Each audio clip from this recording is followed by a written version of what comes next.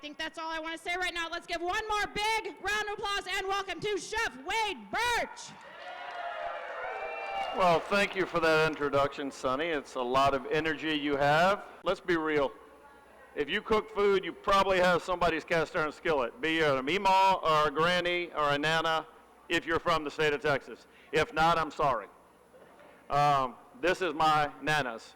Dottie, she passed away about 10 years ago. And that, more than any knife I have, is my prized possession. If it were going to be a hurricane or a fire, that's going with me. All right? So that's why it's here with me today, because in spirit, I think she is. She used to make me pork chops and applesauce. So that's where the inspiration for this dish came from. When I worked for Emerald, we used to have Creole mustard on the menu all the time. All it is grain mustard that has horseradish in it. Zatarains is how you pronounce it. Duroc pork, it's a little bit redder. It's from a special pig called a red wattle pig. So you hear about Wagyu beef all the time. This is the Wagyu version of pork. It has some marbling inside, but it's not over the top. And the marbling it has, just like a filet mignon, comes from what it was fed and how it was treated. So you slip your knife under just like filleting a fish, and you pull it back towards yourself. You just don't keep going and run up and hit yourself on the leg, depending on how close you are to the cutting board. This little bit of fat you can leave on if you're going to roast it straight in the oven and skip the searing step. But if you want to see how hot your skillet is, you can throw that in and start to render it. So when you add your oil, that's going to give you a little bit of pork flavor. You can leave it in or you can throw it away. The difference between most chef-made meals and a home-cooked meal is we season the food 3 times. We season it when we first look at it, and then we're also going to season it right as we put it into the oven or when we take it out. And lastly, we're going to season it before you get it, especially if this is a roast. The middle slices aren't going to get any, so I'm going to season the outside sort of liberally, but not so heavy because I don't want it to be over the top. We're just going to get a good amount of salt on it, and I use fine ground pepper for this because if I use the pepper mill that have big chunks, and sometimes those big chunks will get stuck in your teeth. So now that we've got our pork seasoned, we're going to take a little bit of oil. We're going to check on our pan, because you need fat to be able to get the heat to transfer and sear. You can already see how dark that little bit of scrap got right away. So now we just go straight in. We're going to get this seared and get it into the oven. And once this pork's in the oven, we're going to start on the rest of the dish. Anybody got any questions up to this point? How long are you heating up the cast iron skillet before you're putting that meat into it? Good question. I've been heating that one for about 10 minutes before the demo started, just to make sure it was plenty hot. Now, household burners, if you have a regular drop-in like this, probably get 600, 800 BTUs. The ones we have in restaurant kitchens can get as hot as 4,500 BTUs. So that's why pans, that's why they're all warped and brown and black, and if you watch real food shows, they're like the bear, and the saute pan looks like it's a soup bowl. It's because we actually melt the aluminum half the time. You should hear the sizzle. Saute in French means to jump. So when I cook this garlic or onion in a minute, if it doesn't literally jump out of the pan, it's not hot enough. So we're going to dice some onions, and we're also going to julienne some onions while we're waiting for that to sear, because we're going to use both in the recipe. Leaving the root end attached will help the onion stay together when I start to do the next couple of cuts. So the top end goes away, the root stays attached if you're going to dice it. If you're going to julienne it, go ahead and take it off, and it will peel much faster because there's nothing holding that skin on. Starting to get a little coloration, so you can tell when it's time to flip. Hopefully you can see that it's white on the bottom. That gives me a good, nice dark brown sear. Once I get that sear, I'm going to lock in all those juices. That's when I'm going to turn it. And because a pork tenderloin is a little bit like a triangle or a tube, we're going to sear it on 3 sides, and then we'll seal up both ends real quick before I put it in. That's how we lock in the juices. If I just seared one side and threw it in, I'm relying on the oven to get the outside seared. By doing it this entire way, it will cook a piece that big in probably about 6 minutes. It already smells so good in here. So you can see once it starts to get hot, it goes really fast. The seasoning process is basically just adding oil, baking in the oven, taking it out, dumping the oil, adding salt, getting rid of that oil, adding another layer. You're essentially building a natural way to make nonstick. The easiest way to explain it is the reason I'm preheating these pans is metal has pores like your face does. When you take a shower, you get out, your pores are open. You usually shower before you go to work or go out or go on a date. You put on foundation. What's foundation do? It hides your pores. Why do newscasters have so much makeup on and so much powder, and chefs and whoever does TV? Because under a bright light, it magnifies every tiny blemish or every single pore on your face. Even if you have beautiful, perfect skin, guess what? You still have pores. Pores don't look good on TV because everything magnifies. So the same idea with your face is with metal. Once it heats up, if you get the pores to open, by adding a lipid, usually fat, oil, bacon grease works. If we weren't here in the State Fair in the healthy kitchen, I'd have been cooking that in bacon fat. Because I already paid for the bacon by the pound, and I get to eat like half a pound of meat, and I got all this liquid left. It does not go to the trash. Now we've seared the sides. I'm going to sear both ends real quick, and then we're going to move it in. The next thing we're going to do, now that we got our pan nice and hot, is we're going to make caramel. So this is a plain saute pan. Everybody can see there's no liquid. I'm going to sprinkle sugar into this saute pan. No water, no anything else. And let it sit on that burner. And it already started to melt, and it's no longer a powder. And in just a second, you can probably see it up there, I hope, it starts to change colors. And it becomes amber. All right, so now we got our pork all seared up. We're ready to take it over here to the oven. 495 degrees convection. Oh, look how fancy that is. My caramel's ready. Nothing to it. If I want to make it creamy, all I have to do is add butter to it, and it's going to start steaming instantly. And then it bubbles. If I want to make it a flavored caramel, say for instance a black pepper caramel, because black pepper and apples go well together, I just crack some fresh black pepper into it. Now I've got that. If I want to really have fun and say light things up at the fair, I add some bourbon. And then I drop my apples in. And if you want it to really taste good, I add a touch more. And we do it like that. Who said there wasn't going to be sparks? Remember at 11 when I said I had a chef set my kitchen on fire last year? It wasn't Wade. He knows what he's doing. Little salt, little pepper, right on those julienne onions that we did. So now we got these two things cooking.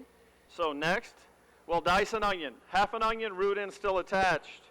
Turn it so the cut side is that way and the root is that way. Now turn it towards yourself. Once you have a good grip, keep your fingers out of the way. Make slices along the direction the onion grows, top to bottom. The rings go on the outside, so you slice it this way, okay? Now you go back, and instead of it facing you, you turn it so the cut side's back there and the root is that way. If you want to make it really small, you can slice like they do inside. If you don't want it really small and you just want a normal sized dice, now you take and cut back across it the other direction. And all of your cuts become the same size as long as you move your knife back the same amount of distance. I didn't have to fight it. The root end goes away at the end, not the beginning. All right, so these onions are starting to wilt a little bit already. We'll add a little wine to give it some liquid and help bring it down. Our apples are looking good. Now it's time to wilt some spinach. So we're going to take some shallots. Shallots are nothing but a hybrid of an onion and a garlic clove. They're very French. They're very tasty, very aromatic. Most every French recipe is going to require shallots.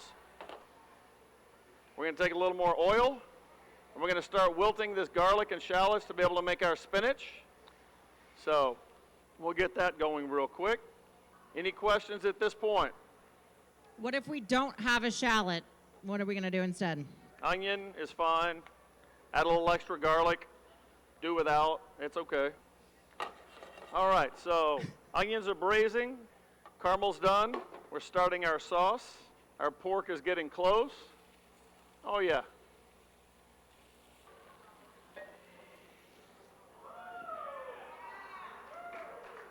Okay, so pork is done.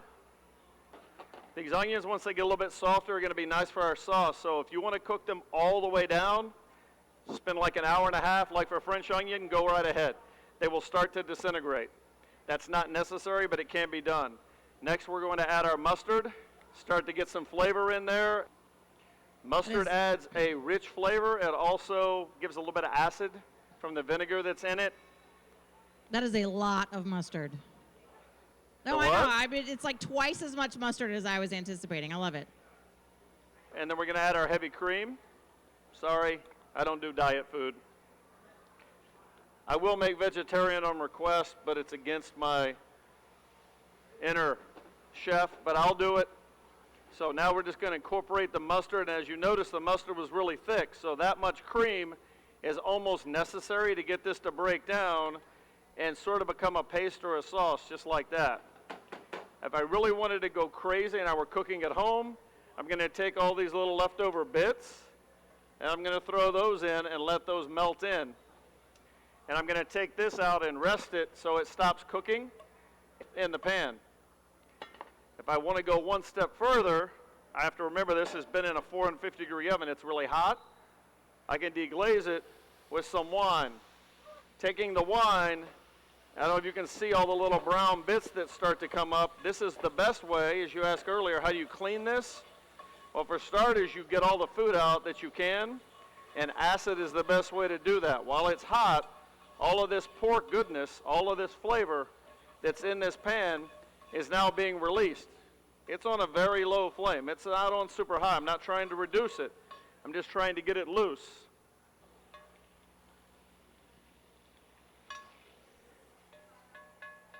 That's now pig-flavored wine.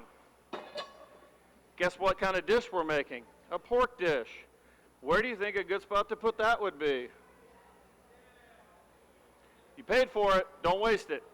All of those little bits, all of that extra flavor is now in my sauce. So we swirl that up.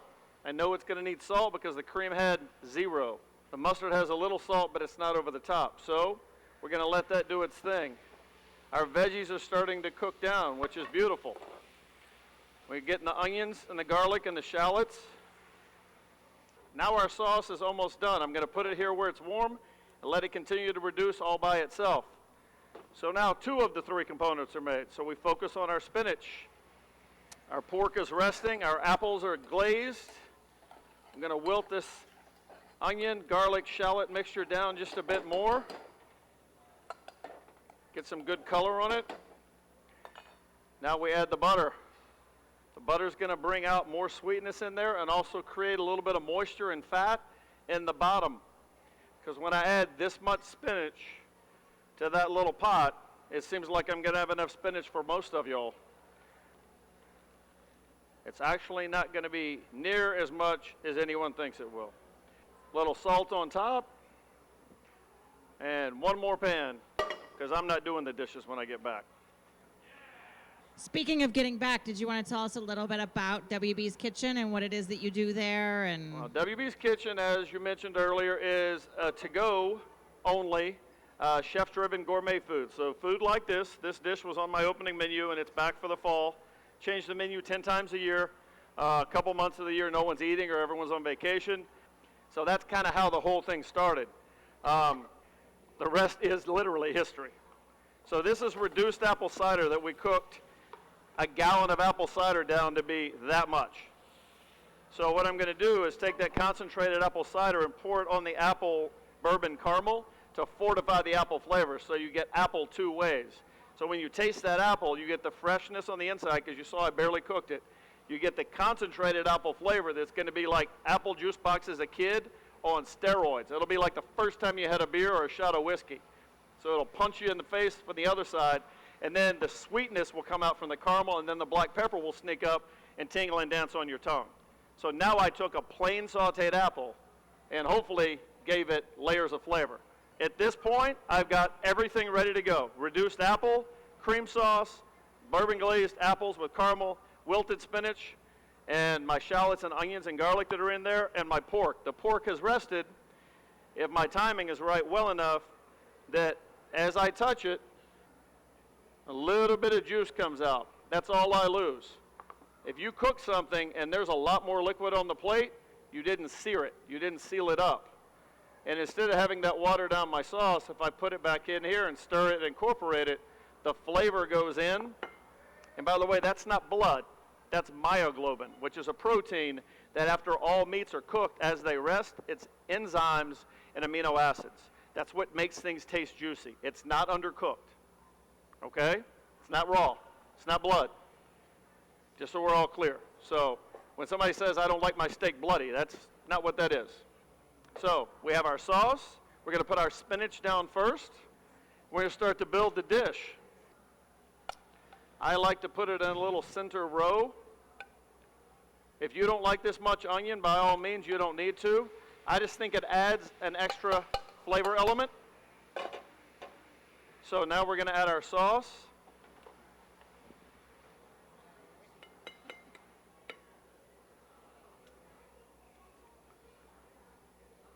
Take a couple apples.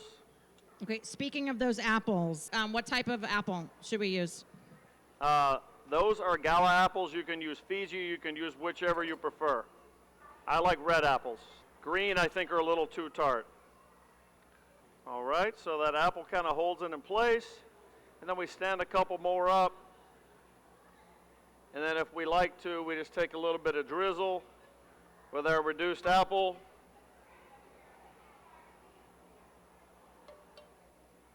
Just kind of tie it all together. And that's all she wrote.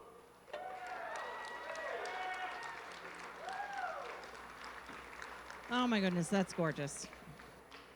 You talked about wine. What type of wine would you suggest that we should drink when we're going to eat this meal? With this? Yeah. Probably a Pinot Noir would be good. If you like white, a really rich, buttery Chardonnay. If you like Prisoner's a good choice because of the Zinfandel that's in it. The blend is a little bit sweeter wine, but it's bigger, so it would stand up to the mustard, which is kind of a strong taste. There's a little residual sweetness, but it's not over the top. Bourbon's also a great choice with this. Or a bourbon cocktail, like an old-fashioned that has some orange and some cherry and some other fruit. That's a great fall cocktail. Yeah. All right, one more big round of applause for Chef Wade Birch.